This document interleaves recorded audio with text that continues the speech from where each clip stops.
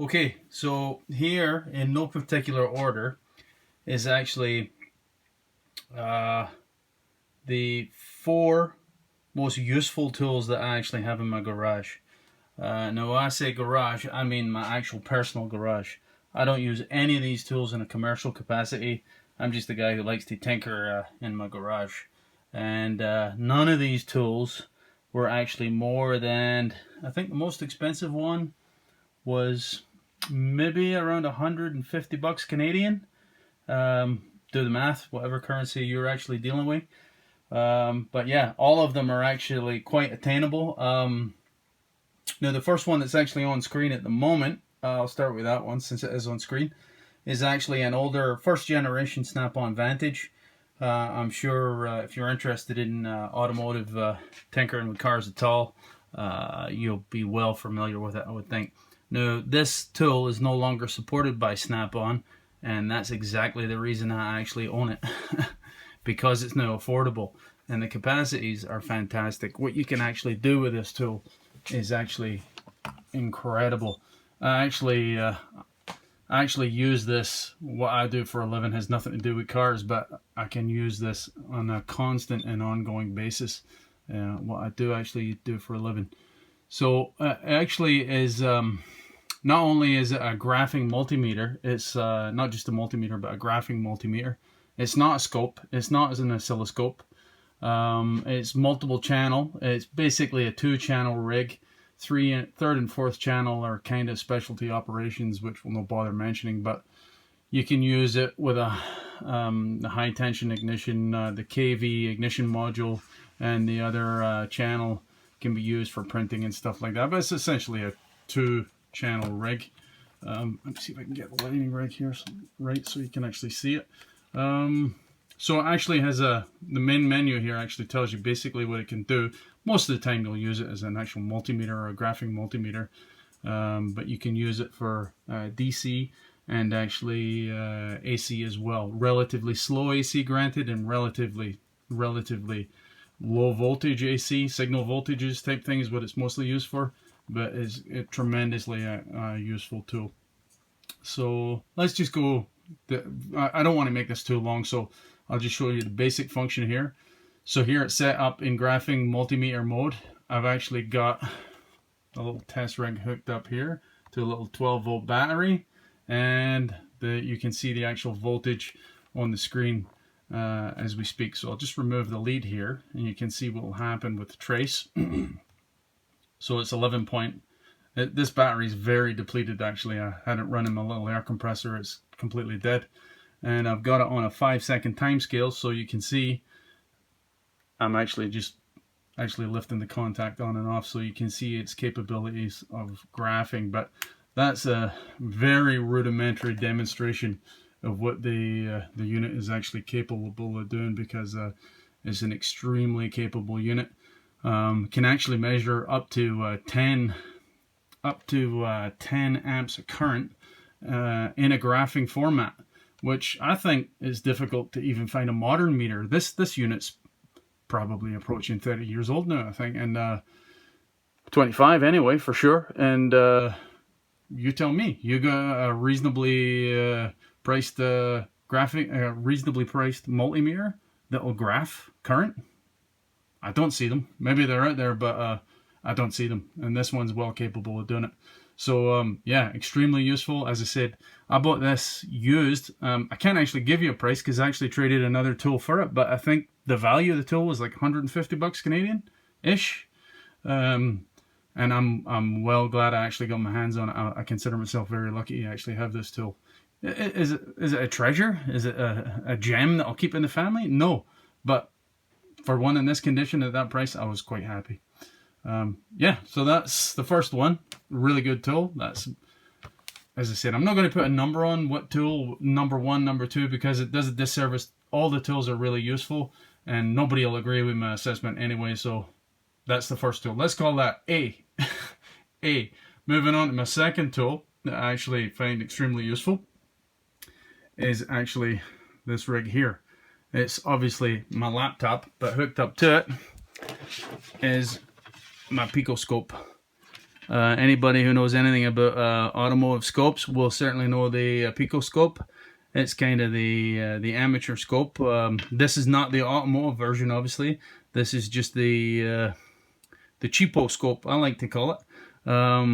This is the 2204A. I think I paid about, it's a two channel rig. It also has a signal generator built into it that you can use. I don't use it, but you certainly can. I think I paid about 150 bucks Canadian for that. You can, let me take you on the screen here.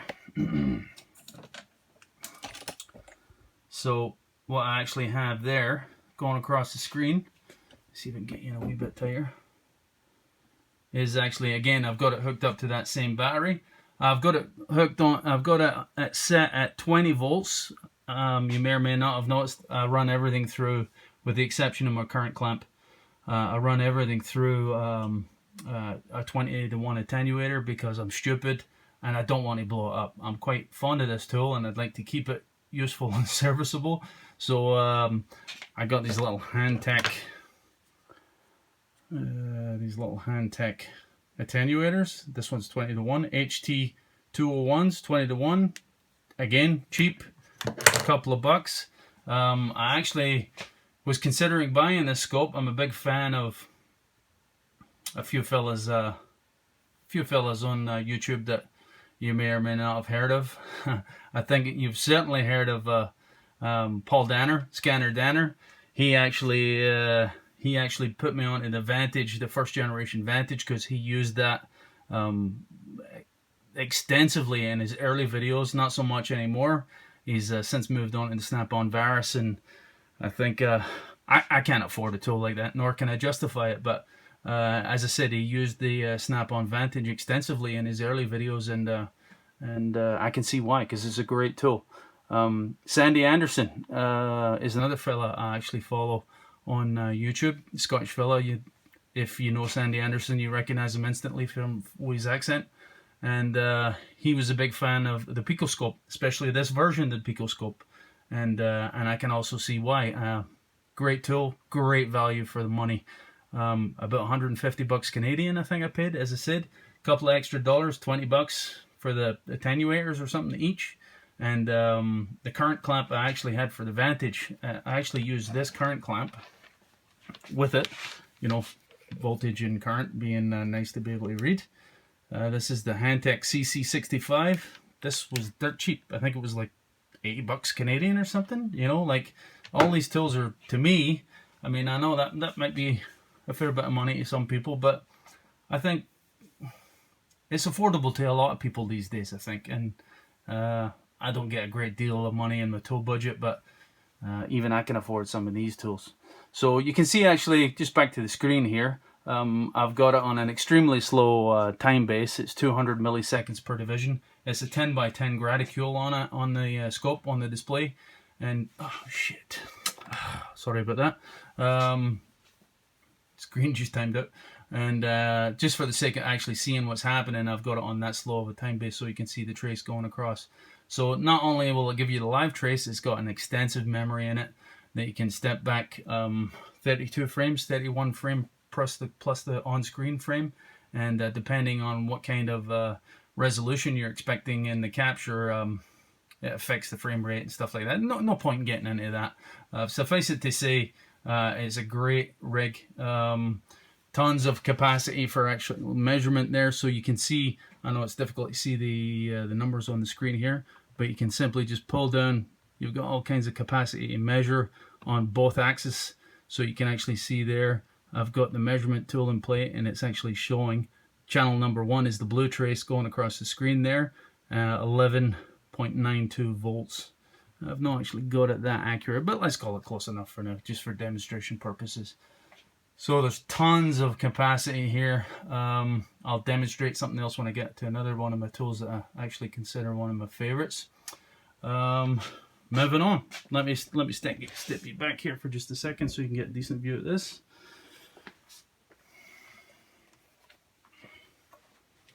Another one of my tools that I find extremely useful is actually this rig here. It's the Autel Maxidiag MD802. Gives me a capacity to actually pull the cords from the cars that I actually deal with. Let me put this up. Maybe that's a wee bit better. Screen's a wee bit bright. But great tool for the money. I think I got this one on sale. I might have lied earlier. Maybe it was a wee bit more than, I think I paid about $259 Canadian when this was actually on sale once. And again, worth every penny. The reason I actually bought this, I had an early generation Innova scan tool, I think it was, just a cheap scan tool that I had bought, but it actually limited me to only pulling P codes from the car. And this one you can basically pull everything from everything. Now that's probably an extreme exaggeration in some cases, but I own a couple of Suzukis and it's done a fantastic job for that. Back to why I bought this, I had to pay like $50 to have my car scanned one time just to pull the codes for the airbag system, and man, that pissed me off and I swore blind, never again. So at $250 Canadian, this has afforded me the capacity to read pretty much everything on not only my cars, my family's cars, my friends' cars. It's a great tool. Sorry about the focus there on the screen itself. You can read global OBD2. It's got an electronic park and brake function that you can use. None of my cars are that modern that they've got electronic park and brakes. I know that might be a wee bit of a ridiculous statement for some of you watching this video, but that's the case with my cars. They're 10 years old, plus or minus a year. You can actually go into scan mode where it then asks you what manufacturer you want. Sorry, but it's no great demonstration on the screen, is it? What particular part of the planet the manufacturer is from. Mine are Asian, of course. Being a Suzuki, then it'll pull up all the Asian manufacturers. I can go to Suzuki, select Suzuki, and then ask me, you know, what year's your vehicle, what time frame is your vehicle actually from. You can go in then you can continue on, and you can scan it by it's asking you if it's a North American model. It is in my case. Passenger car. Again, I don't want to labor the point here, but then you can go through and you can select all kinds of, you have to select, if it's hooked up to the car, it typically does all kinds of automatic functions for you, but without laboring the point, suffice it to say that this is a great tool for the money, fantastic value. Let me see if I can step back here and I'll actually show you. The memory capacity in it is amazing as well. Tons of room to actually save stuff. And I'll show you what I actually did pull from my car. There's a couple of different cars on there. That's my car. And there's plenty of airbag codes on here that actually came up my car. As I said, that's actually why I bought this tool. So I can't pretend to have used it extensively. But the few times on the few cars that I have used it, I've been extremely happy with it, and again, worth every penny. I think it was about $259 Canadian when I got it on sale. Great tool. Autel Maxidiag 208 MD 208. Great tool. Okay, moving on to something simpler. Yeah, that's right. Bunch of test lights. Paul Danner made me realize just how powerful a tool a simple light bulb on the end of a string is.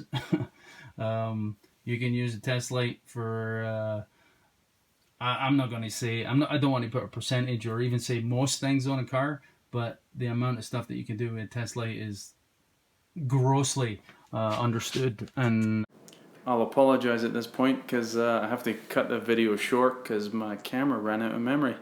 My apologies once again. Thanks for watching. Cheers.